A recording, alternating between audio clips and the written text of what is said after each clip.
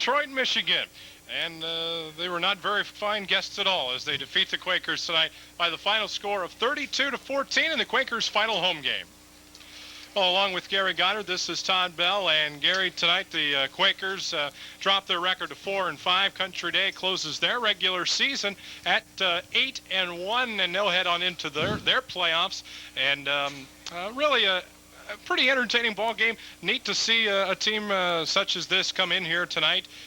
Really not a lot of pressure put on anybody, and Salem could just kind of go out and play. But the boys from Michigan came down and showed us an awful lot here tonight. Oh, yeah, they showed us that they live up to billing, and they are as good as advertised. Again, they can pretty much take the best of the crop from the whole Michigan area, especially around Detroit. And, I mean, you look at some of the people they've had there. I mean, 7 people playing major college ball right now. And Chris Webber, of course, on basketball. I wouldn't want to play this team in basketball.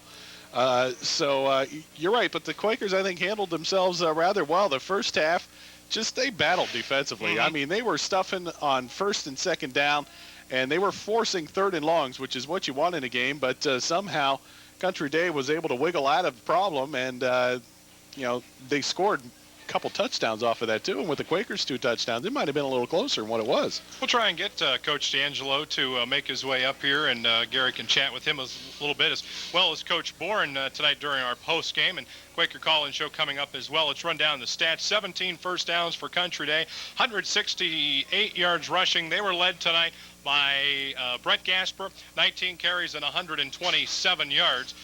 Passing tonight combined, they were 10 of 22, an interception for 138 yards. Starter Josh Collins tonight, 9 of 19, 1 interception and 111 yards. They had 306 yards of total offense. For the Quakers tonight, 5 first downs, 38 yards rushing. They were led tonight by Todd McLaughlin, 5 carries for 19 yards, 65 yards passing on 5 of 9, no interceptions, or I should say 1 interception for Martin, and 103 yards of total offense. A lot of the offense came the Quakers' way late in the ball game. But the defense played well, as they have been playing over the course of the last couple of weeks. 1 game left, and that's against Poland, be it to get the Quakers to 500, or to maybe douse Poland's hopes going into the playoffs, or just because it's been a heck of a rivalry the last couple of weeks. I think it's going to be a good game next week, even though Poland comes loaded with Rocco Dobrin. Well, you look at the again, I don't think anybody on Poland can compare to anybody on Country Day, and the Quakers played pretty well here, 32-14. So, it could be a little, it's a step down in competition, let's face it. And Poland is a very good team, but it's a step down in competition next week for Salem, and I'm sure they'd love to just go up there and it wouldn't ruin Poland's season, but who knows? Depending on what they do tonight, I believe Warren JFK should win that one. They were in first place, I believe, in the computer points, so they're probably safely in, but it would be nice just to go up there and knock them off. We'll take one final timeout from here. We'll come back and give you our player of the game and final comments after this timeout for Lee Strug.